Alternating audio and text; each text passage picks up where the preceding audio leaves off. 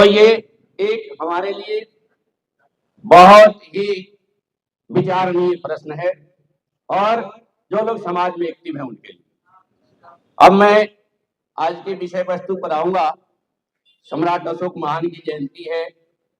विश्व इतिहास में सम्राट अशोक महान को अनोखा सम्राट कहा जाता है। दुनिया में 3 सम्राट को महान कहा गया, सिकंदर, अकबर और अशोक महान, जिसमें सिकंदर महान तो थे लेकिन सम्राट नहीं कहा जाता उनको।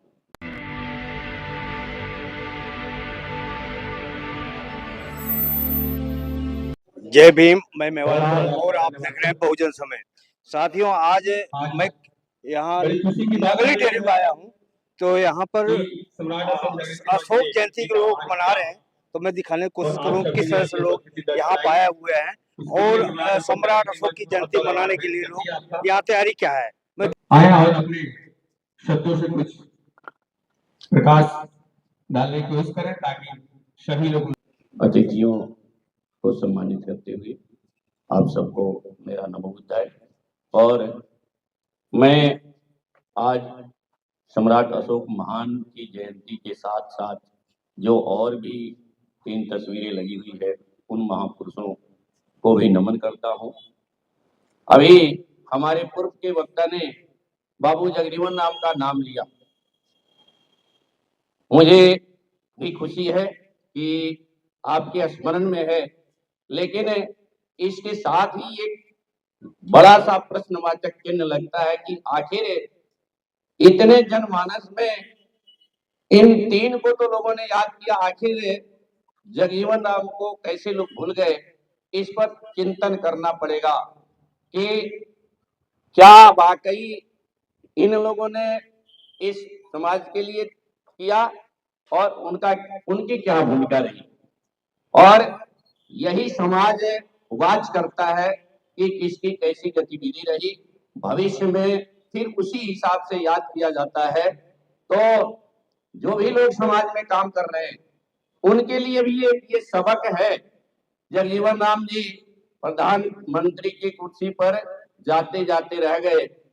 ये सभी इनमें से कोई सम्राट अशोक महान सम्राट थे, बाकी लोग किसी साम्राज्य की विरासत उनको नहीं मिली थी, लेकिन ये बहुजन समाज इनकी जयंती बड़े सम्मान से मनाता है। तो जो लोग भी समाज में जुड़े हुए हैं उनको इस पर सोचना पड़ेगा कि आखिर ये समाज बाबा साहब को याद कर रहा है, सम्राट अशोक महान को याद कर रहा है। सम्मान जगजीवन राम के प्रति भी है, लेकिन कहीं न कहीं वो ओहदा प्राप्त नहीं है जो इन महापुरुषों को प्राप्त। तो ये एक हमारे लिए बहुत ही विचारणीय प्रश्न है और जो लोग समाज में एक्टिव हैं उनके लिए।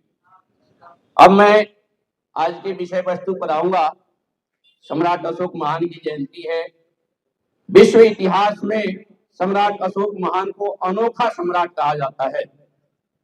दुनिया में 3 सम्राट को महान कहा गया, सिकंदर, अकबर और अशोक महान, जिसमें सिकंदर महान तो थे लेकिन सम्राट नहीं कहा जाता उनको। अकबर को भी सम्राट नहीं कहा जाता, महान जरूर है, लेकिन इकलौते अनोखे न सिर्फ भारत के इतिहास में, दुनिया के इतिहास में सम्राट अशोक महान एक ऐसी शख्सियत है जो सम्राट भी है, महान भी है, और सम्राट होते हुए भी उन्होंने अपने बच्चे बच्चियों को सत्ता न समर्पित करके धम्म समर्पित किया, धम्म ध्वज समर्पित किया और तथागत बुद्ध के मिशन को उन्होंने दुनिया में पहुंचाया।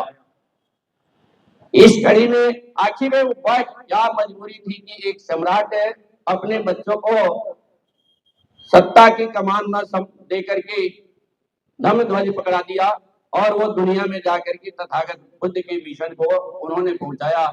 इस प्रसंग पर थोड़ी सी मैं आपका ध्यान आकर्षित करना चाहूंगा। कलिंग युद्ध के बारे में ज्यादातर लोगों ने पढ़ा, लेकिन आखिर कलिंग युद्ध में क्या ऐसा हुआ जो सम्राट अशोक महान का इतना हृदय परिवर्तन हुआ कि उन्होंने शासन सत्ता के अलावे धम्म के पथ को अपनाया, धम्म विजय दिवस मनाना प्रारंभ किया।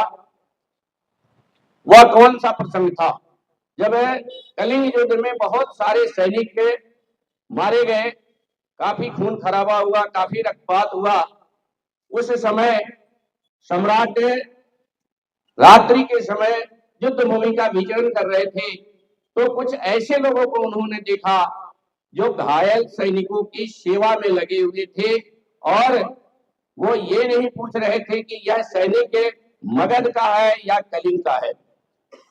यह जो स्थिति थी उनको बहुत प्रभावित की कि हम अपने साम्राज्य के विस्तार के लिए रक्तपात कर रहे हैं और ये कैसे इंसान है, ये कैसे मानव है जो सेवा भाव इनमें इतना कूट कूट करके भरा हुआ है कि ये भी नहीं जानने की कोशिश कर रहे हैं कि ये सैनिक है जो घायल पड़ा हुआ है, जो तरा रहा है, वो मगध का है या कलिंग का है।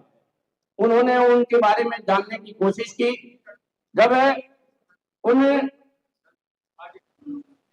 बौद्ध भिक्षुओं ने ये बताया कि हम बुद्ध के अनुयायी हैं और बुद्ध का जो धम्म है वह ये बताता है कि कष्ट अगर हो रहा है तो सबको बराबर हो रहा है, भूख है तो सबको बराबर है, इसमें मगध का और कलिंग का सैनिक मायने नहीं रखता। तो इसलिए हमारी सेवा भाव की जो स्थिति है, संभाव है, सबके लिए हम कर रहे हैं। यहीं से सम्राट अशोक के जीवन में टर्न आता है और वे उस बुद्ध के आइडियोलॉजी के बारे में विस्तार से जानने की कोशिश करते हैं, जानते हैं और फिर बुद्ध के मिशन को जो उस समय तक भारत या अखंड भारत तक सीमित था उसको दुनिया तक पहुंचाया उन्होंने। तो ये प्रसंग बहुत सारे लोगों को इतिहास के पन्नों में शायद पढ़ने को तो मिला होगा, लेकिन आपने किस तरह से डिफाइन किया मुझे जरूरी लगा। अब मैं थोड़ा सा, हमारे संजय जी का कुछ इशारा आ रहा है, अभी मंच पर मैं देख रहा हूं कुछ चीजें, जो चीजें मैं वाच कर रहा हूं मुझे लगा कि उसको भी बता देना जरूरी है। एक एक करके बताने की बजाय जब सार्वजनिक मंच पर हम लोग बैठे हुए हैं, मेरा मानना है कि ये 90% लोग हैं जो जिसको बहुजन नाम दे दें, मूल निवासी नाम दे दें।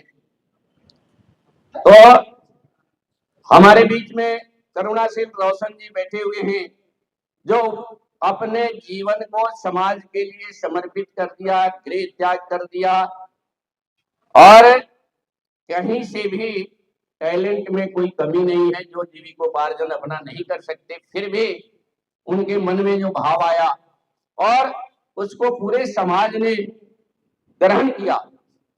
मैं देखता हूं 90% मंचों पर मुख्य अतिथि के रूप में विद्यमान होते हैं, समाज इनका पूरे सम्मान से आदर भी करता है, बिना पंचशील त्रिशरण का कोई कार्यक्रम नहीं होता। लेकिन दूसरी तरफ मुझे जो आभास होता है कहीं न कहीं दूसरा पक्ष उनके हौसले को तोड़ तो नहीं रहा है कि जब उन्होंने अपने साथियों के साथ मिलकर के तथागत विचार मंच बना करके इस मिशन को बड़े रफ्तार से चला रहे हैं और आप सब लोगों का समर्थन मिलता है, तो मुझे लगता है कि बहुत सारे संगठन बने, ठीक है, लेकिन इनको मजबूती दे, क्योंकि संगठन तो बहुत बन गए हैं लेकिन किसी के पास होल टाइमर नहीं है। एक बार मेरे जुबान से निकल गया कि कुछ ऐसे लोगों ने भी संगठन बना रखा है कि जिसके पैजामे की डोरी टूट जाए तो उनको बांधने की फुर्सत नहीं है। कई लोगों को बुरा लग गया, लेकिन ये हकीकत है और नग्न सत्य को भी रखना पड़ेगा। तो तथागत विचार मंच के पास है न सिर्फ होल टाइमर है, लेकिन बल्कि फुल टाइमर भी है। फुल टाइमर का मतलब ये हुआ कि फुल टाइम देते हैं और होल टाइमर से सेंस ये है कि पूरी जिंदगी लगा दिया। तो होल टाइमर भी है, फुल टाइमर भी है और कई लोग लाइन में हैं, लेकिन संगठन के पास उतनी संसाधन नहीं है कि मिशन को आगे बढ़ाया जाए। तो मेरा आप सबसे आग्रह है कि आप इनको सम्मान दे रहे हैं, इनको सपोर्ट की जरूरत है। इशारा मिल रहा है। बहुत बहुत धन्यवाद, बहुत बहुत साधुवाद। नमो बुद्ध। अगर आपको लगता है कि हमारा काम बहुजन समाज के लिए महत्वपूर्ण है, तो आप हमें आर्थिक सहयोग के लिए सीन दिखाए गए QR कोड स्कैन और फोन पे और गूगल पे और UPI और बैंक अकाउंट में कर सकते हैं। फोन पे, गूगल पे 9250529129, UPI 9250529129@YBL। Bank account state bank of India AC 104299462008, IFSC code SBIN 00066563। आपका छोटा से छोटा सहयोग समाज और हमें और मजबूत करेगा, जिससे हमें बहुजन पत्रकारिता में और निष्पक्ष बनाने में मजबूत करेगा। जय भीम, जय भारत।